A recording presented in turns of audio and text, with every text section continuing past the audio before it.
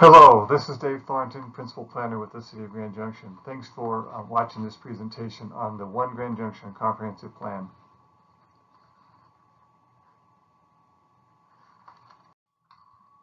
The 2020 One Grand Junction Comprehensive Plan is a 10-year to 20-year plan that is applicable to the city's urban growth area, an area generally located between 21 Road on the west, J Road on the north, 32 Road on the east, and south to a boundary approximately 1/4 of a mile north of the Mesa County landfill, and the plan will supersede and replace the 2010 Grand Junction Comprehensive Plan.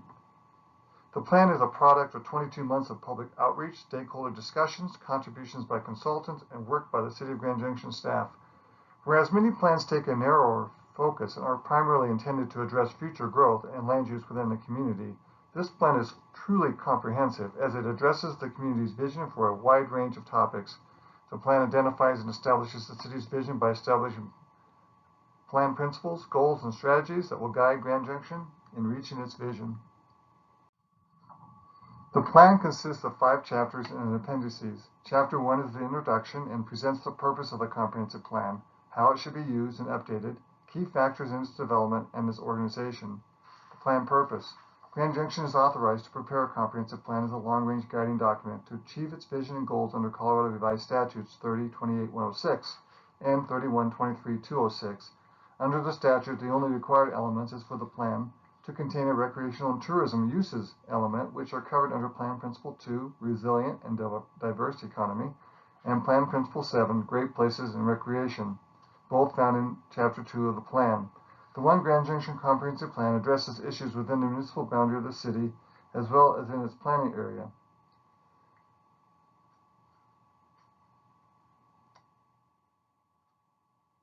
The One Grand Junction Comprehensive Plan also provides a policy framework for regulatory tools like zoning and annexations and establishes a framework for fiscally responsible and well-managed growth. It is the city's 3-mile plan is required under Colorado State Statutes 31-12-101. Public engagement and planning process. Inclusive and engaging community outreach process for each phase of the process emphasized a range of tools, including small focus group discussions, interactive online engagement, surveys, workshops, and presentations to groups across the city. The city also strived to provide avenues for engagement, including outreach for students and youth, those that are identify as Latino or Hispanic ethnicity, and Spanish-speaking residents. Collecting input and facilitating discussion, outreach has helped to identify the issues, opportunities, potential projects, key strengths and assets, and overall public vision as the community moves forward. The city hosted a total of 33 focus groups and meetings, including 3 public events held at the end of the planning process to review and obtain feedback on the draft plan document. In-person focus groups and workshops, online participation, and immersive outreach created a range of ways for participants to engage in the planning process. Across all outreach formats, including in-person, online, and immersive outreach, there have been over 2,200 engagement responses, each representing an instant of public participation. The term engagement response is used to acknowledge that an individual participant may engage with the planning process more than once. Additionally, the city appointed a group of 16 citizens called the Comprehensive Plan Advisory Committee, or CPAC, that met multiple times during the planning process to provide critical feedback, guidance, and direction on the formation of the plan. Chapter 2, Plan Principles. This chapter establishes the community vision that guides the comprehensive plan and establishes goals and strategies for implementation. There are 11 plan principles that guide the community in reaching its vision. Each starts with evaluating present conditions, asking, where are we today? Then it asks the question, where are we going? And takes on the perspective of Grand Junction 20 years from now as a way of establishing what the community would like to have accomplished by 2040. Following this is a third question, how will we get there? This is where the plan draws a line from existing conditions to future goals, identifying specific strategies to help achieve those goals. The 11 plan principles include collective identity.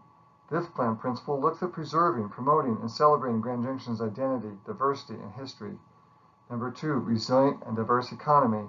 This plan principle seeks to foster a vibrant, diverse, and resilient economy, supporting a workforce, promoting business growth, supporting our tourism industry, and investing in key infrastructure and supports businesses.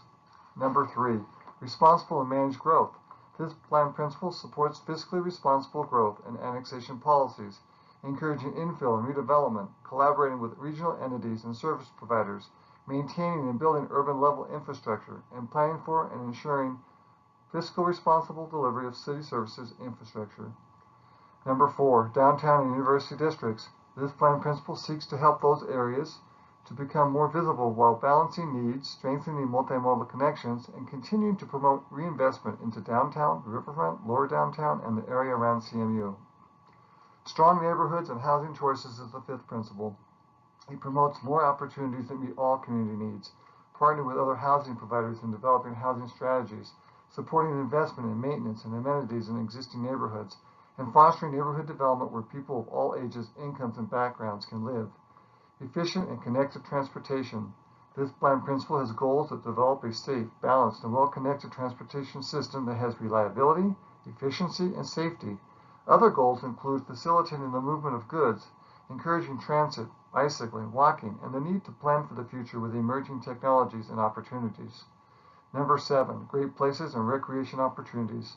This plan principle includes goals such as providing a safe and accessible network of parks, open spaces, and trails, addressing equity of location of these, and maintaining access to public lands, fostering opportunities to bring people together by developing great public spaces, and supporting the arts and culture community are also addressed.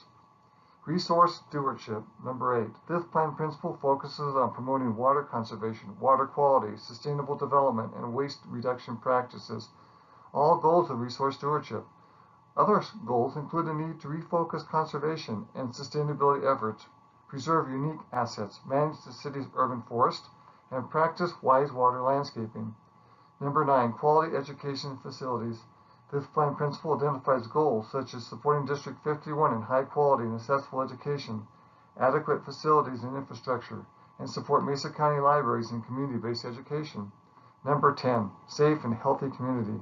This plan principle includes providing excellence in public safety and emergency response, promoting access to health and wellness, fostering a culture of inclusiveness, respecting diversity, and promoting a safe and resilient community. And the last principle, effective and transparent government. This plan principle establishes goals for the city to align day-to-day decision-making and budgeting within the implementation of the comprehensive plan. It includes goals of providing opportunities for meaningful and inclusive community involvement, increasing the efficiency of city facilities, and upgrading the effectiveness of government programs and city services. Also, it includes the need for collaborating with local partners on mutual issues and developing and supporting leadership that reflects the diversity of the community.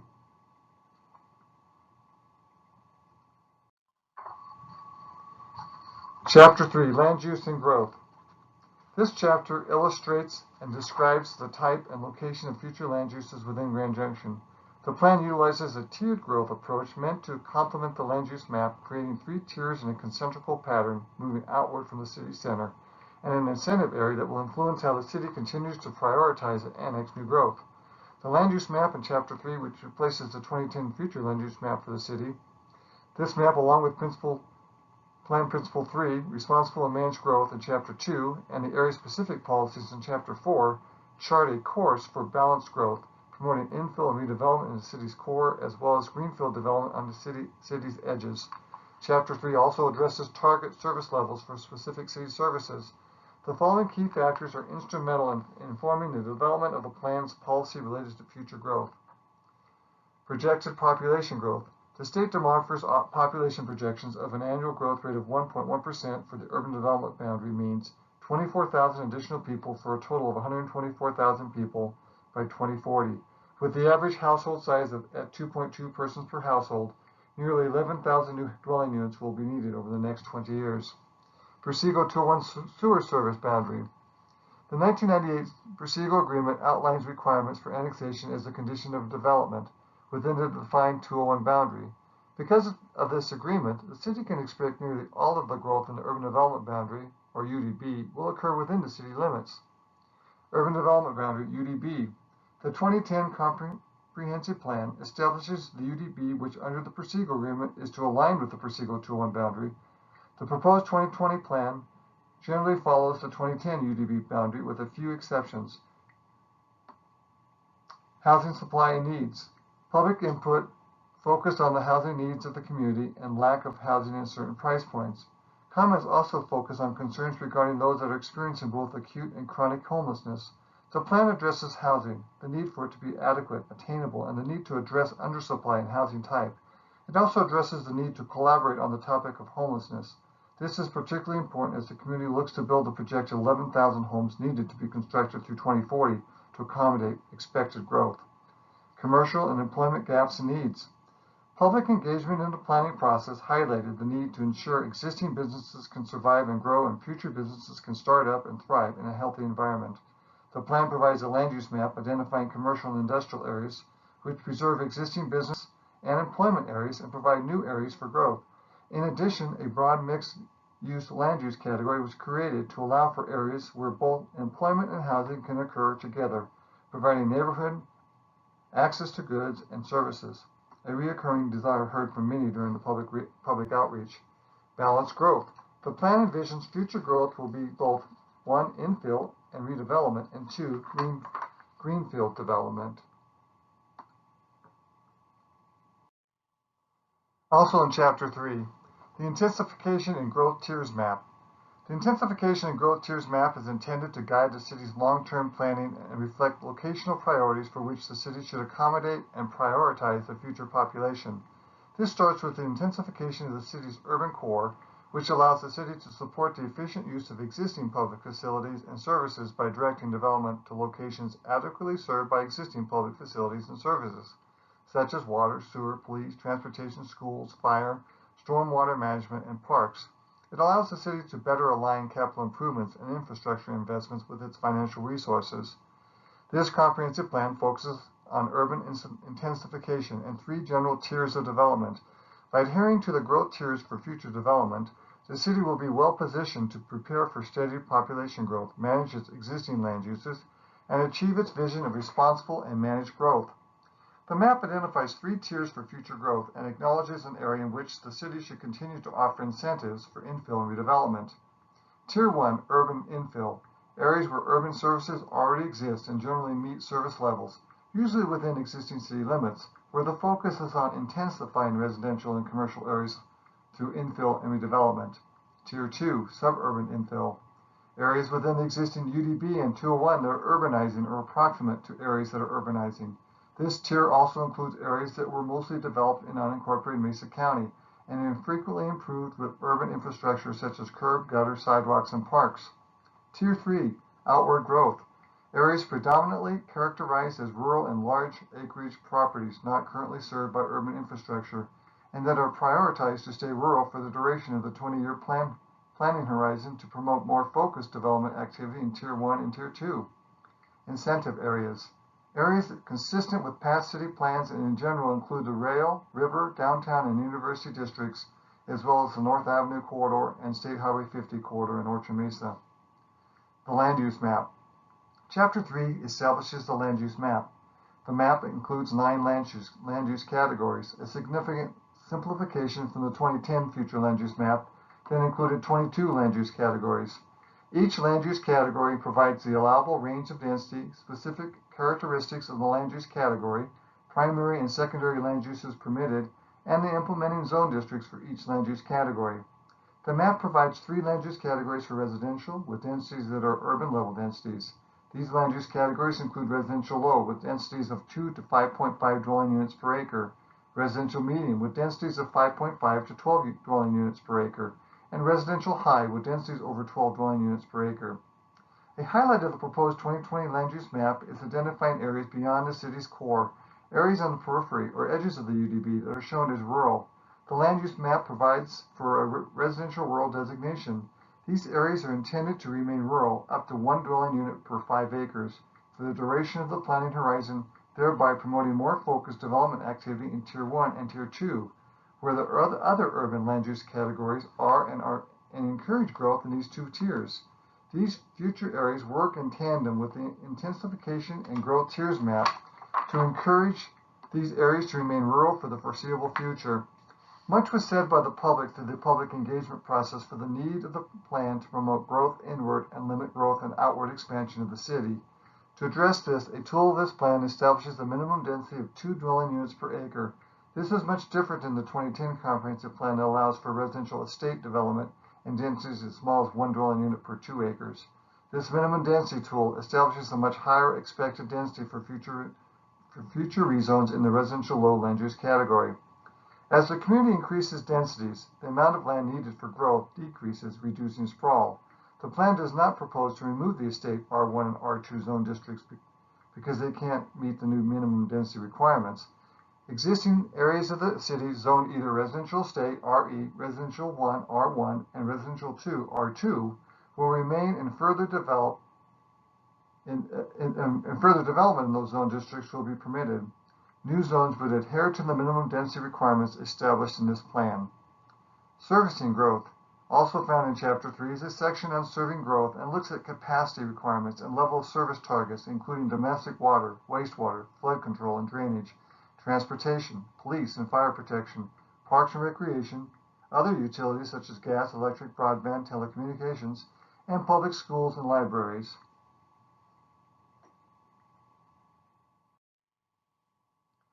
Chapter 4, Area-Specific Policies. While the plan principles and policies in Chapter 2 guide decision-making affecting the city as a whole, area-specific policies in Chapter 4 guide the desired use, characteristics, and form of development in specific locations within the city. This chapter outlines a vision and site-specific recommendations for 2 subareas, Lower Downtown and the 24 Road Corridor. Highlights include a clear vision of Leech Creek as a linear park and a centerpiece of the vibrant new 24 Road Corridor, and deeper dives into catalyst sites, providing concept-level detail to show what could be developed. This chapter also includes area-specific policies for the commercial, mixed-use, and industrial land use categories. Design principles include mix and relationship of uses, circulation and access, building form and character, streetscape, parking and service entrances, transportation modes, and relationship to surrounding areas.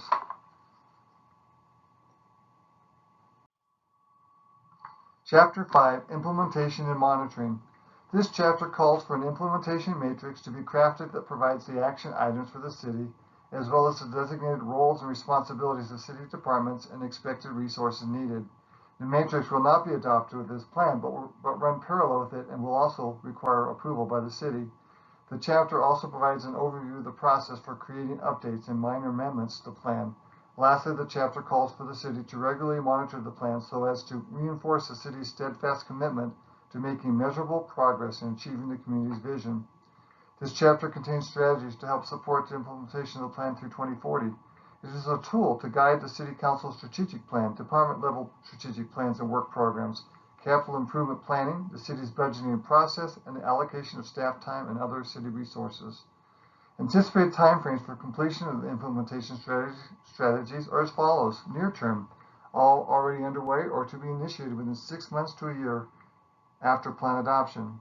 Midterm, to be initiated within 1 to 3 years after plan adoption. Long term, to be initiated within 3 or more years after plan adoption. And ongoing, actions to be implemented by city staff as part of their routine job duties.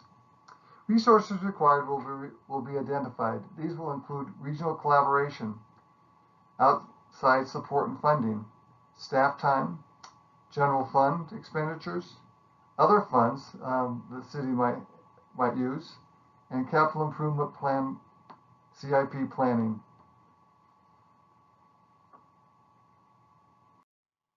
At the end of the One Grand Junction Comprehensive Plan is the appendices, following Chapter 5. The appendices provide maps, graphics, and information from the planning process, including a link to the Issues and Opportunities report. The appendices is divided into 4 sections. Appendix A lists many reports and plans the city has completed that remains active and informed the comprehensive plan. Appendix B includes many technical maps that inform the plan. Maps include showing where there are problematic intersections, service areas for parks, broadband download speeds in the community, and a map showing where major grocers are located and where they are not. Appendix C, a summary of the public process and outreach for the comprehensive plan. Appendix D, list of potential funding sources and programs the city and community can tap into for future projects. In analyzing the One Grand Junction Comprehensive Plan, planning staff, in consultation with the city attorney, have determined that 2102-130 of the Zoning and Development Code regarding amendments of the comprehensive plan is not applicable to the adoption of the One Grand Junction Comprehensive Plan. When adopted, the proposed plan will replace the 2010 Grand Junction Comprehensive Plan.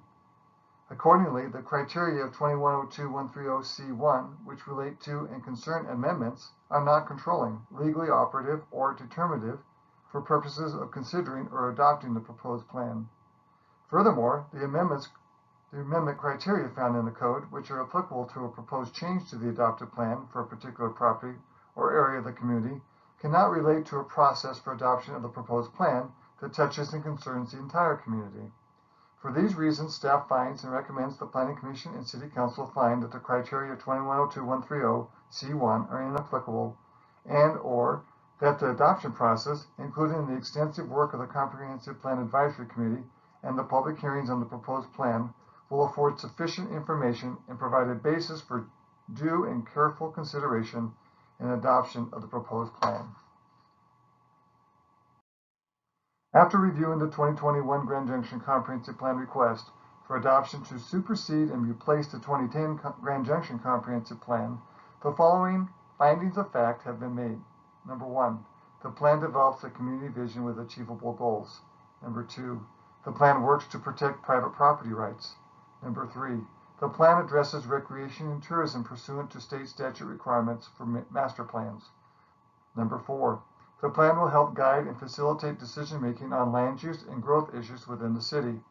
Number 5, the One Grand Junction Plan protects the public and preserves and creates opportunity to enhance quality of life. And number 6, the One Grand Junction Plan will serve as the city's 3-mile plan as required in CRS 3112-101. Therefore, city staff recommends approval of the plan adoption.